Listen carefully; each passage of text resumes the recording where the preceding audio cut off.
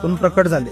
1459 साली श्री नरसिंह सरस्वती स्वामी महाराज यांनी गाणगापुरास निर्गुण पादुका स्थापन केल्या व त्यानंतर श्रीशैल यात्रेचे निमित्त साधून ते कर्दळी वनात अदृश्य झाले. याच कर्दळी वनात सुमारे 300 ते 350 वर्ष महाराजांनी कठोर तपश्चर्या केली. या काळात मुंग्यांनी त्यांच्यावर वारुळ रचले. एक लाकूड तोडत असताना त्याची कुऱ्हाड ही या वारुळावर पडली आणि त्या वारुळातून रक्त वाहू लागले.